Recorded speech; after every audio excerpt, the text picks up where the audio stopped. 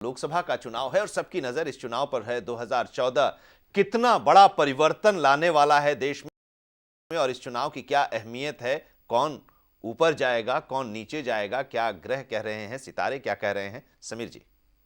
देखिए, भारत की जो कुंडली बनी है उसके हिसाब से जो चुनाव अभी हो रहा है, लोकसभा का चुनाव हो रहा है, इस दौरान वृषभ लग्न, जो स्वतंत्र भारत की कुंडली वृषभ लग्न कर्क राशि की बनती है। आज की तारीख में चुनाव के दौरान जो लोकसभा का चुनाव हो रहा होगा, सूर्य की महादशा, उसमें बुध की अंतरदशा और उसके अंदर में शनि का प्रत्यांतर है, और उसके बाद चुनाव के दौरान ही सूर्य में केतु की अंतरदशा भी रहेगी। तो ये समय दिखा रहा है परिवर्तन को।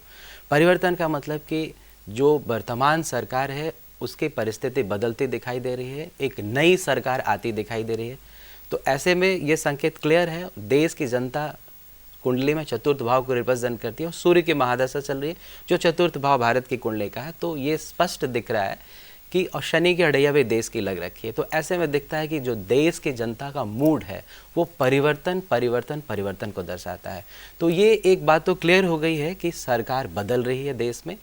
जो ग्रहों की स्थिति अभी मंगल वक्री हो रखा है, शनि वक्री हो रखा है, तो आप आमतौर पे देख रहे हैं कि जो राजनीति का स्तर इतना नीचे गिर गया है, जो शब्दों के बाण हैं इतने बुरे हो चुके हैं देश के लिए, तो जनता देख रहे हैं इन चीज़ों को और जनता इन्हीं सब बातों को ध्यान में रख के निर्णय लेती नजर आ रही है। और लगता है कि इस बार सरकार जो है बदल जाएगी और ये स्पष्ट संकेत जा रहा है कि यूपीए के बजाय एनडीए की सरकार आती दिखाई दे रही है।